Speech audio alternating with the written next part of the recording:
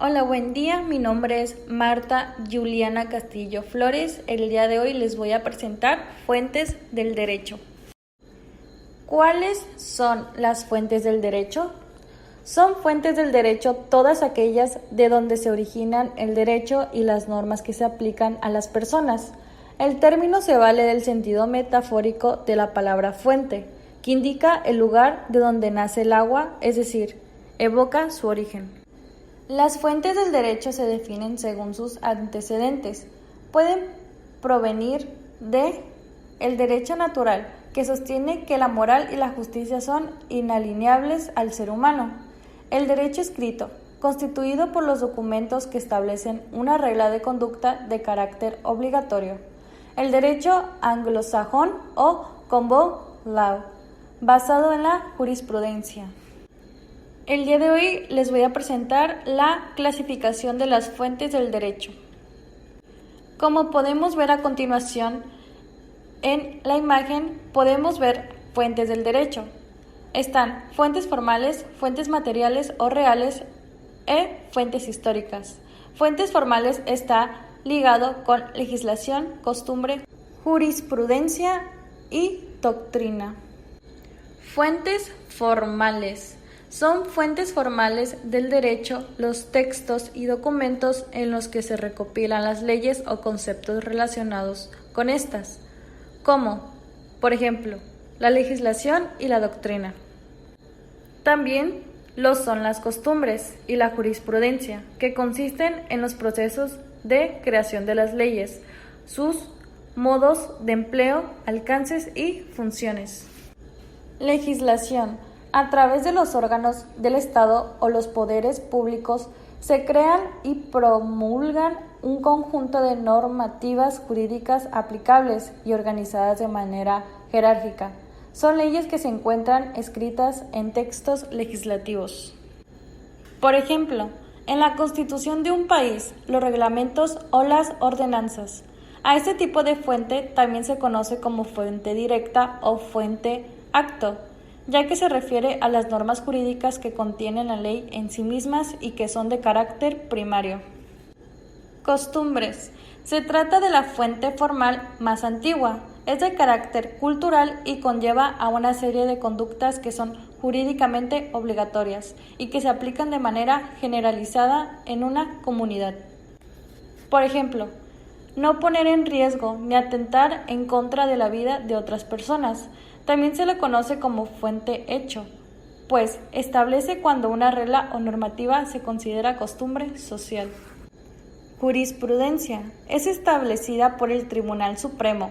También se le conoce como fuente indirecta que por sí misma no crean el derecho, pero ayuda a interpretar y explicar una ley.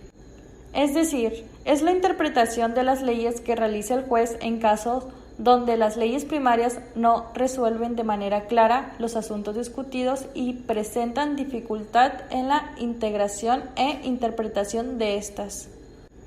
Doctrina. Son las interpretaciones u opiniones que hacen los juristas sobre las leyes para aclarar, de manera teórica, las interpretaciones de ciertas normas y sus aplicaciones. Igualmente se considera una fuente indirecta. Fuentes materiales o fuentes reales. En este sentido, las leyes se formulan considerando la realidad económica, política, social, cultural, histórica, religiosa, riqueza natural y geografía de un país. Es decir, se toman en cuenta la realidad social de un país o comunidad para determinar el contenido de una ley de carácter jurídico. Asimismo, estas leyes o normativas pueden ser creadas a través de las autoridades u organismos autorizados para ello, como por ejemplo el Parlamento o la Asamblea del país en cuestión. Fuentes del derecho según su jerarquía. Constitución. En la mayoría de los países, la Constitución es el texto de carácter jurídico con mayor relevancia e importancia, ya que se contiene un conjunto de leyes fundamentales que se aplican en un país y de las cuales pueden derivar otras de menor rango o alcance. Tratados internacionales.